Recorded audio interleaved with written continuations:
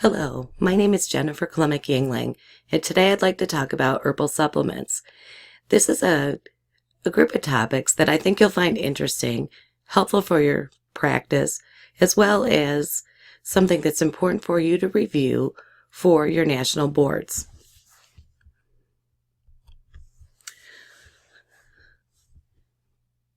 The first herb I'd like to talk about is garlic, and one of the ways that you will find your patients using garlic is to decrease their cholesterol, and it has been found to decrease the LDL slightly. You may also see your patients using it for hypertension, for URIs, and for cancer prevention. What we need to worry about with garlic is that there are some herb/drug interactions and risks. And one of the things you need to worry about is that you need to avoid using this with warfarin because it can increase the risk of bleeding. You also want to avoid the use of garlic with sequinavir. This is an HIV medication, and it decreases its effectiveness. Black cohosh. This is one of those greatest hits that's on the boards frequently. Many times you'll see your patients coming in using this for menopause symptoms, hot flashes, night sweats, vaginal dryness, maybe menstrual irregularity. Patients also use it for arthritis and muscle pain, PMS, and sometimes to induce labor. Some of the things you need to be concerned about, black cohosh is a drug that's an herb, that is broken down in the liver. So you need to, give your patient anticipatory guidance to report any abdominal pain, dark urine, or jaundice. Many of the statins, especially Lipitor, when used with black cohosh, can cause liver damage. Also, cistoplatin, the efficacy is decreased, and you want to avoid this drug with medications broken down in the liver with the CYP2D6 classification. So once again, you want to avoid hepatotoxic drugs with black cohosh. The Cytochrome P450 2D6, it's that CYP2D6. You've probably learned about it, you've heard about it, and these are some of the drugs that work on that pathway. And they really are pretty diverse. You can go from Elavil to Aricept, your Prozacs, Demerol, Zofran even, which we know is a class B in pregnancy and used frequently in pediatrics. So just keep that in mind, and it may help you as we talk about the different herbs to help, use some of the pharmacological principles to kind of sneak them in as you study. Some hepatotoxic drugs. Number one, Tylenol. Amiodarone's another, INH, diflucan, Sporanox, erythromycin. You see that prescribed frequently. Dilantin, Mevacor, Pravachol, and Zocor. So your statins, big red flag when it comes to any liver issues. You want your patients to report any abdominal pain, dark urine, and you want to monitor those LFTs. Kava. Kava is a drug that's used for insomnia, fatigue, asthma, UTI, menopausal symptoms, and sometimes is used topically as a numbing agent. You do worry about liver damage with Kava. You also don't want to have concomitant use with CNS depressants like your Klonopin, Ativan, Donatol, and Ambien. You also want to be cautious with your benzodiazepines because these too can increase the CNS depression. And levodopa is another drug that interacts with Kava, and this levodopa increases the level of dopamine in the brain, and Kava decreases the dopamine in the brain, so this can cause your patient to have increased tremors or some stiffness. Grapefruit juice. When you're taking care of your patients, many of them may be using grapefruit juice for cardiovascular health. They may be using it for weight loss, but it's important that we do inquire about this when we're doing our medication list, because what we do know that grapefruit juice, it increases the effects of statins, calcium channel blockers, and or cyclosporins. So if your patient is on any of those drugs, they can get themselves into a little bit of trouble. Aloe vera. This is used often by patients for wounds topically. You may have patients taking actually supplements as well. And one of the things you need to keep in mind with aloe vera, that it can cause hypokalemia and cause ditch toxicity, and then, of course, arrhythmias. Licorice. Complementary use is for ulcers, psoriasis, cough, pharyngitis, infections. It's often used in ephedrine-free weight loss supplements, but just because they're ephedrine-free doesn't mean that these are totally safe for your patients. And you want to think about the patient that's trying to lose weight. Many times they're obese, they may have hypertension already, or some cardiac risk factors. How licorice works, and if it's used chronically, it can lead to sodium retention and potassium depletion. And this obviously will increase the blood pressure. Licorice is also known to potentiate digoxin toxicity. It is also thought to potentially cause QT prolongation. And once again, it's really important to pay attention to that sodium retention with this herb. Ginkgo biloba. This is often used for Alzheimer's or dementia, and it's pretty commonly used in patients. So once again, when you're taking that medication history, you want to ask about any herbs or supplements or folk remedies. Ginkgo biloba can interact with anticoagulants, aspirin, NSAIDs to cause increased bleeding. It also can interact with thiazide diuretics and cause hypertension. It also, if taken with trazodone, the patient is at risk for going into a coma, so that's a big interaction. It also, when used with tricyclic antidepressants and anticonvulsions, your patients will have a decreased seizure threshold, so you may see increased seizures with your patients. So this is one of those big ones that you need to ask about. Peppermint. Complementary use is for your common colds. Sometimes it's used for irritable bowel, nausea, morning sickness, and sometimes patients will think that they can take it to decrease their blood pressure. Thing to remember about peppermint, that it interacts with cyclosporin, and it may cause an increased risk of side effects for your patients that are taking that drug, and it is known to increase the blood pressure. Glucosamine. This, you'll find your patients are coming in telling you they're using it for osteoarthritis, knee pain, sometimes for TMJ type of symptoms. Thing to keep in mind that they are doing some studies on glucosamine right now, and it is thought that it may increase cholesterol. And again, with warfarin, you may have increased bleeding, so you need to definitely monitor your PT, PTT, and INR.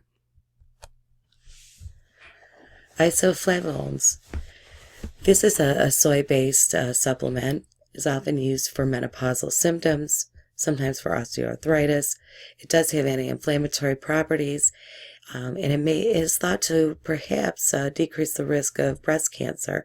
It's often used in patients with cardiovascular disease. Some of the things you need to remember with isoflavones is that they may increase the risk of kidney stones, and they are contraindicated in pregnancy. Wild yam. This is a natural progesterone. It contains a chemical called diogenin, and is often used for menopausal symptoms. What do we need to know about it? What are some of the interactions or risks? You want to avoid this in conditions that are worsened by estrogen. A patient with a protein S deficiency, you worry about that this patient may end up having increased clotting. Someone who has a hormone-sensitive condition, breast cancer, uterine cancer, ovarian cancer, maybe endometriosis or uterine fibroids, they also may end up having some complications if they're taking the supplement wild yam. Saw palmetto. This is often used for BPH, the urinary symptoms associated with prostate enlargement in men. Some things to know about saw palmetto: that it doesn't affect the PSA levels. It is known to perhaps slow clotting, so you want to make sure if your patient has a scheduled surgery that they stop it 2 weeks before. With birth control pills, saw palmetto decreases the estrogen effects. So these patients, if they are taking saw palmetto and birth control, you may want to encourage them to use a secondary form of birth control. In patients taking estrogen, we do know that saw palmetto decreases the estrogen effect. And once again, it does interact with warfarin, heparin, NSAIDs, and aspirin, and can increase bleeding. Feverfew. This is often used to prevent migraines and sometimes for arthritis symptoms. What you want to know about Feverfew is that you want to avoid this in persons allergic to ragweed. It is unsafe in pregnancy and breastfeeding. And what you need to know is that also this is broken down in the liver. So it may decrease how quickly prescribed medications are broken down in the liver. So that in turn will increase the effects of the medication. This drug too, with warfarin, heparin, NSAIDs, and aspirin, can increase bleeding. And again, you want to stop 2 weeks before any scheduled surgery.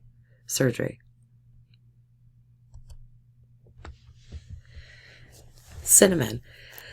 This is sometimes used by patients to decrease blood sugar. In patients with metabolic syndrome, it may be used for weight loss, and it may be used for patients with polycystic ovarian syndrome. What are some of the things we need to think about if the patient is already on medications to decrease their blood sugars? We want to be sure that this isn't accentuated by the cinnamon, and you want to monitor for signs and symptoms of low blood sugar. And this is in a patient who perhaps is dieting and also taking the cinnamon. We do know that large doses of cinnamon can be harmful to the liver as well. Turmeric. This is often used for hay fever, depression, high cholesterol, liver disease not caused by alcohol,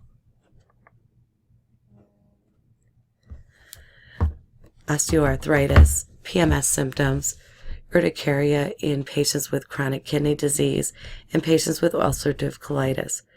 What do we know about turmeric? That it can slow blood clotting. You want to avoid if you're taking warfarin, heparin, NSAIDs, and aspirin, because this can give you that increased bleeding. And again, with turmeric, you want to stop it 2 weeks before any scheduled surgery. St. John's wort.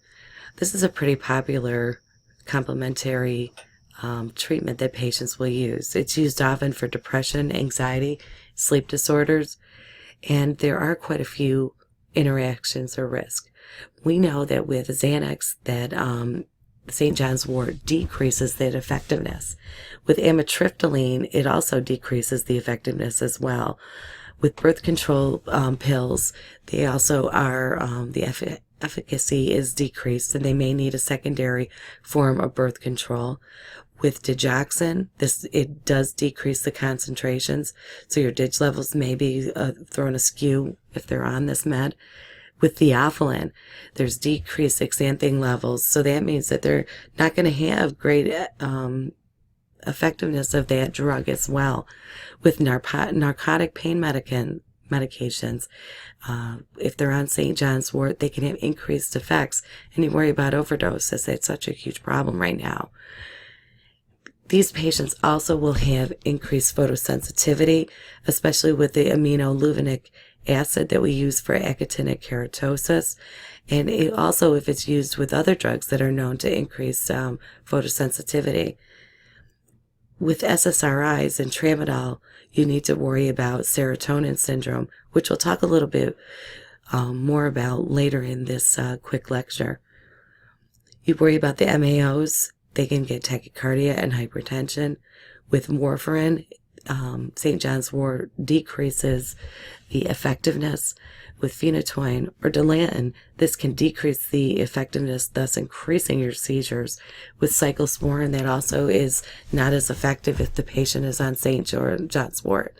And if the patient is on HIV-1 protease inhibitors, Adinavir, they could end up with treatment failure and or development of drug resistance. So just some things to think about with St. John's wort. Photosensitizing drugs. I thought I'd throw this in because this can be important for a prescriber to know about.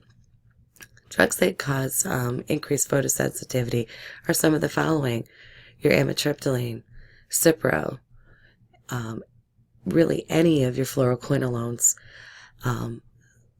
your Bactrim, tetracycline, and your triazolam. So just food for thought as you're prescribing. You definitely want to tell them if they're on any of these drugs and going to be in the sun, they definitely need to wear proper clothing and or sunblock. SAMI. Complementary uses for SAMI is the osteoarthritis, AIDS-related neuropathy, cholestasis, cirrhosis, depression, fibromyalgia, and sexual dysfunction. Okay. If the patient is already been diagnosed with Parkinson's or being worked up for it, you may see an increase in Parkinson's syndromes in patients that are taking this herbal supplement. So to get back to the serotonin signs and symptoms, some of the things we need to think about, it's a triad of cognitive or mental status changes, neuromuscular abnormalities, and anatomic hyperactivity. So with the cognitive or mental status changes, especially with our elders and some of our younger patients, we can definitely see agitation, confusion, delirium, hallucinations. They may have hyperactivity, hypervigilance, hypomania, and pressured speech. In patients, we're also going to look at that neuromuscular aspect, and these patients can have clonus, spontaneous, inducible, or ocular. Ocular with activity is a big sign of serotonin syndrome. Hyperreflexia, increased muscle tone and spasms, restlessness, rhabdomyolysis, rigidity, shivering, or tremor also are all neuromuscular abnormalities that you may be seeing with these patients. Autonomic hyperactivity, you may see diaphoresis. These patients are sweating. They may have diarrhea. They may have fever greater than 100.4 with flushing. They may have hypertension or hypotension. They will have increased bowel sounds. They will have mydriasis, which is the dilation of the pupils, tachypnea, and tachycardia. Some of the drug classes that can cause serotonin syndrome are your SSRIs, your SNRI, your serotonin norepinephrine reuptake inhibitors, your triptans, a lot of those drugs that we use for migraines, if they're used in conjunction with other meds, can really get your patient into some trouble. Your MAOs, the tricyclic antidepressants, anti-Parkinson's agents, over-the-counter cold medications with dextromethorphan, analgesics like Demerol and Tramadol, and the antibiotic linezolid can also be linked to serotonin syndrome. So it's just some food for thought because you are prescribing and there's a lot to know about all this. And on top of all those classes that we talked about, there's a whole nother slew of miscellaneous drugs that can cause serotonin syndrome. Some of these may surprise you, maybe not. Cocaine, methamphetamines. So you need to ask about your illicit drugs. Patients on the ergotamines, fentanyl, lithium, methadone, your patients who take Reglan, Zofran, St. John's wort, valproic acid, tramadol, trazodone, and valproic acid, just to name a few. Coenzyme 10. A lot of times this is used because of the antioxidant properties. There is a disorder called coenzyme 10 deficiency, and mitochondrial disorders too. These patients have severe fatigue. They're really having a hard time. But the biggest reason that they're using the coenzyme 10, and you'll see a lot in your review questions, is death due to coronary artery disease. We know that after an MI, coenzyme 10 is sometimes given because they found that a repeat MI or a subsequent cardiac event leading to death can be decreased. It sometimes is also used for heart failure. They use it for after heart surgery for blood vessel complications. It's also used for age-related vision loss and diabetic neuropathy. One of the things that you need to worry about with coenzyme 10 is that you need to monitor the blood pressure if they're taking hypertensive medications to start with, because you can see some hypotension. Coenzyme 10 helps promote clotting. So what does that tell us? That we may have to adjust their warfarin dosage, and you need to monitor that PT, PTT, and INR. Capsicum. So this is used a couple different ways. In some cultures, the hot chili juice is used for anxiety. It will not hurt your patient. They feel that this helps relieve some of these symptoms. It's also used topically for pain caused from rheumatoid arthritis, psoriasis, for zoster, diabetic neuropathy, back pain, or fibromyalgia. Some of the herb and drug interaction risks are if the patient is on Capsicum and they are also taking in cocaine, you worry about a myocardial infarction. It also slows blood clotting, so we do know if they're on warfarin, heparin, or NSAIDs or aspirin, this can increase the bleeding. With theophylline, it increases the effects and side effects, and they can end up getting like a theophylline toxicity. And one of the things you need to definitely do your anticipatory guidance on is if a patient is using, especially the topical formulation, that they need to wash their hands well afterwards, wear gloves before they put it on, and especially with a patient who has contact lenses, it's very important, because if they put the topical formulation on their hands and then into the eyes, they can really get themselves into trouble. Also with pediatrics, if there's children in the house, we have a lot of multi-generational families now. If a young child were to get into the Capsicum, they could end up with skin burns too. So just food for thought. And this is just a little bit of some more resources if you'd like.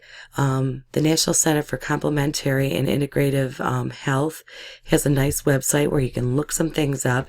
And there actually is a free video lecture on the NCCIH website called Clinically Relevant Herb-Drug Interactions, Past, Present, and Future, and that's done by Dr. Bill Gurley.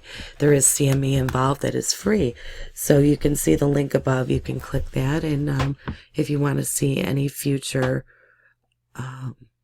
references. So I hope you enjoyed today's presentation. This is a part of a little project that I'm doing, and the company that I've started is APRN Central.